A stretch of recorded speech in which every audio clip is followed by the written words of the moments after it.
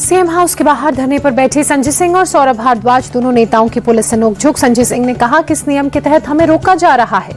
संजय सिंह ने कहा बीजेपी का झूठ सामने आया, सीएम आवास को खुलवाए बीजेपी। अभी पीडब्ल्यूडी के कब्जे में है सीएम आवास। कल रद्द हुआ था सीएम आतिशी का अलॉटमेंट। दिल्ली के नरेला में झुग्गी तोड़ने पर सीएम आतिशी का ट्वीट। कड़कड़ाती ठंड में महिलाएं और बच्चे सड़क पर आ गए। बीजेपी वाले झुग्गी वालों से इतनी नफरत क्यों करते हैं? मनजिंदर सिंह सिरसा का आतिशी पर अटैक। कहा झूठ बोलने में आतिशी को नोबेल पुरस्कार मिले, उन्होंने इतना झूठ बोलना कहां से सीखा? दिल्ली चुनाव को लेकर यूपी कांग्रेस अध्यक्ष अजय राय ने कहा दिल्ली में कांग्रेस मजबूत स्थिति में। केजरीवाल ने दिल्ली की जनता को सिर्फ ठगा है।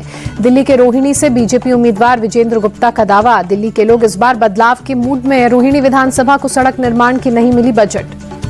दिल्ली चुनाव को लेकर बोले बीजेपी नेता हरीश खुराना, दिल्ली में बीजेपी की बड़ी जीत होगी, जनता को आपदा से मुक्ति मिलेगी। सीएम आवास पर जारी सियासत पर आम आदमी पार्टी सांसद संजय सिंह का बयान, सीएम आवास को लेकर बीजेपी फैला रही है झूठ। दिल्ली चुनाव पर हरियाणा के मंत्री अनिल विज ने कहा दिल्ली में बीजेपी की जीत पक्की है। प्रधानमंत्री मोदी ने राजनीति की बदली दिशा। दिल्ली में चुनाव की तारीख घोषित होने के बाद आचार संहिता लागू। गीता कॉलोनी से पोस्टर होर्डिंग्स हटाए गए। दिल्ली में 5 फरवरी को मतदान। पीएम मोदी का आज से 2 दिवसीय आंध्र प्रदेश उड़ीसा का दौरा। कई विकास परियोजनाओं की देंगे सौगात। पीएम मोदी आज विशाखापत्तनम में 2 लाख करोड़ की परियोजना की शुरुआत करेंगे। ग्रीन हाइड्रोजन हब की रखेंगे आधारशिला। पीएम मोदी 9 जनवरी को भुवनेश्वर में 18वें प्रवासी भारतीय दिवस सम्मेलन का शुभारंभ करेंगे। 50 से ज्यादा देशों के प्रवासी भारतीय करेंगे शिरकत।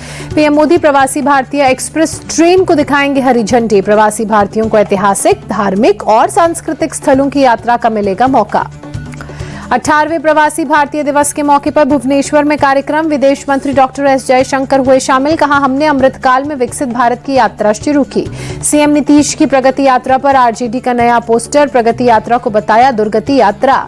तेजस्वी यादव ने सीएम नीतीश पर साधा निशाना। ट्वीट कर लिखा सीएम नीतीश के शासन में गरीबी, बेरोजगारी, भ्रष्टाचार और पलायन में बिहार नंबर 1। दिल्ली में केंद्रीय मंत्री गजेंद्र सिंह शेखावत से महाराष्ट्र के मंत्री उदय सामंत की मुलाकात। दोनों नेताओं के बीच कई मुद्दों पर बातचीत।